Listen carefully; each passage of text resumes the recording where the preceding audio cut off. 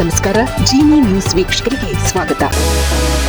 ಮಂಗಳವಾರದ ಅಧಿವೇಶನವು ಅಬಕಾರಿ ಹಗರಣದ ಆರೋಪ ಮತ್ತು ಕೇಂದ್ರದ ಹೊಸ ಉದ್ಯೋಗ ಯೋಜನೆಯ ವಿರುದ್ಧದ ನಿರ್ಣಯದ ವಿಚಾರವಾಗಿ ಅಕ್ಷರಶಃ ರಣರಂಗವಾಗಿ ಮಾರ್ಪಟ್ಟಿದೆ. ಕೇಂದ್ರ ಸರ್ಕಾರವು ಯುಪಿಎ ಕಾಲದ ಮಹಾತ್ಮ ಗಾಂಧಿ ರಾಷ್ಟ್ರೀಯ ಗ್ರಾಮೀಣ ಉದ್ಯೋಗ ಖಾತರಿ ಯೋಜನೆಯನ್ನು ರದ್ದುಗೊಳಿಸಿ ಅದರ ಬದಲಿಗೆ Viksit Bharat guarantee for Rozgar and Ajeevika mission ಎಂಬ ಹೊಸ ಕಾಯ್ದೆಯನ್ನು ಜಾರಿಗೆ ತಂದಿದೆ. ಇದರ ವಿರುದ್ಧ ಸಿಎಂ ಸಿದ್ದರಾಮಯ್ಯ ವಿಧಾನಸಭೆಯಲ್ಲಿ ನಿರ್ಣಯ ಮಂಡಿಸಿದರು. ಒಂದೆಡೆ ನಿರ್ಣಯ ಮಂಡನೆಯಾಗುತ್ತಿದ್ದರೆ ಮತ್ತೊಂದೆಡೆ ಅಬಕಾರಿ ಇಲಾಖೆಯ 6,000 ಕೋಟಿ ಹಗರಣದ ಬಗ್ಗೆ ಚರ್ಚೆ ನಡೆಸಬೇಕು ಎಂದು ವಿಪಕ್ಷಗಳು ಪಟ್ಟು ಹಿಡಿದವು.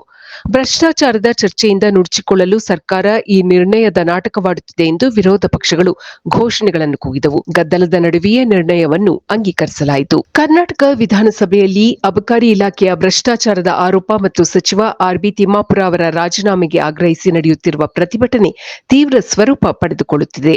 ವಿರೋಧ ಪಕ್ಷದ ನಾಯಕ ಆರ್ ಅಶೋಕ್ ವಿಧಾನಸಭೆಯಲ್ಲಿ ಈ ವಿಷಯವನ್ನು ಪ್ರಸ್ತಾಪಿಸಿದರು.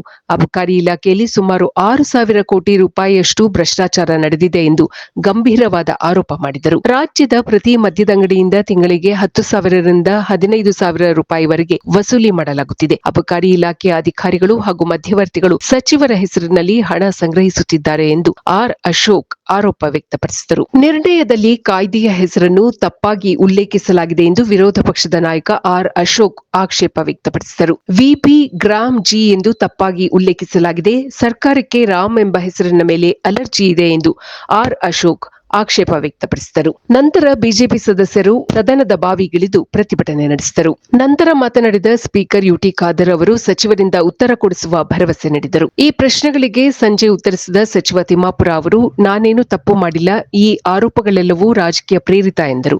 ನಾನು ಯಾವುದೇ ಕಾರಣಕ್ಕೂ ರಾಜೀನಾಮೆ ನೀಡುವುದಿಲ್ಲ ಎಂದು ಸವಾಲು ಹಾಕಿದರು. ಸಚಿವರ ಉತ್ತರದಿಂದ ಅಸಮಾಧಾನಗೊಂಡ ಬಿಜೆಪಿ ಹಾಗೂ ಜೆಡಿಎಸ್ ಸದಸ್ಯರು ಸದನದ ಬಾವಿಗಿಳಿದು ಪ್ರತಿಭಟನೆ ನಡೆಸಿದರು.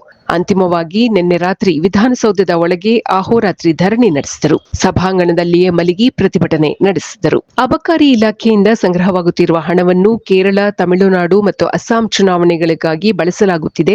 ಇದು ಚುನಾವಣಾ ಫಂಡ್ ಎಂದು ಅಶೋಕ್ ದೂರಿದರು. ಅಬಕಾರಿ ಜಂಟಿ ಆಯುಕ್ತ ನಾಗರಾಜಪ್ಪ ಹಾಗೂ ವಕೀಲ ರಮೇಶ್ ಎಂಬುವರ ಮಧ್ಯೆ ನಡೆದಿರುವ ಆಡಿಯೋ ಸಂಭಾಷಣೆಯನ್ನು ಆರ್ ಅಶೋಕ್ ಸದನದಲ್ಲಿ ಪ್ರದರ್ಶಿಸಿದರು. ಇದರಲ್ಲಿ ಹೊಸ ವೈನ್ ಸ್ಟೋರ್ ಲೈಸೆನ್ಸ್ಗಾಗಿ ಲಕ್ಷಾಂತರ ರೂಪಾಯಿ ಲಂಚದ ಬೇಡಿಕೆ ಇಡಲಾಗಿದೆ ಮತ್ತು ಸಚಿವ ತಿಮ್ಮಾಪುರ ಹಾಗೂ ಅವರ ಪುತ್ರ ವಿನಯ್ ಅವರ ಹೆಸರನ್ನು ಉಲ್ಲೇಖಿಸಲಾಗಿದೆ ಎಂದು ಸದನದ ಗಮನ ಸೆಳೆದರು ಆರ್ ಅಶೋಕ್. ಕೇವಲ ಆಧಾರರಹಿತ ಆಡಿಯೋ ಕ್ಲಿಪ್ಗಳ ಆಧಾರದ ಮೇಲೆ ರಾಜೀನಾಮೆ ಪಡೆಯಲು ಸಾಧ್ಯವಿಲ್ಲ ಎಂದು ಮುಖ್ಯಮಂತ್ರಿಗಳು ತಿಳಿಸಿದ್ದಾರೆ. ತನಿಖೆ ನಡೆಯಲಿ, ದೋಷಿ ಎಂದು ಸಾಬೀತಾದರೆ ಕ್ರಮ ಕೈಗೊಳ್ಳುತ್ತೇವೆ ಎಂದು ಹೇಳಿದ್ದಾರೆ. ಪ್ರತಿಪಕ್ಷಗಳ ಸತತ ಘೋಷಣೆ ಮತ್ತು ಗದ್ದಲದಿಂದಾಗಿ ಇಂದು ಬೆಳಗ್ಗೆ ಕೂಡ ಸದನದ ಕಲಾಪಕ್ಕೆ ಅಡ್ಡಿ ಉಂಟಾಯಿತು.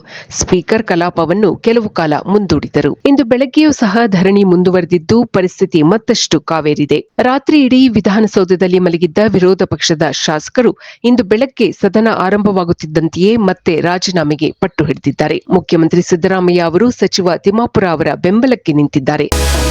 ಇದು ಈ ದಿನದ ನಿರಂತರ ಸುದ್ದಿಗಳಿಗಾಗಿ ವೀಕ್ಷಿಸುತ್ತಿರಿ ಜಿನಿ ನ್ಯೂಸ್. ನಮಸ್ಕಾರ.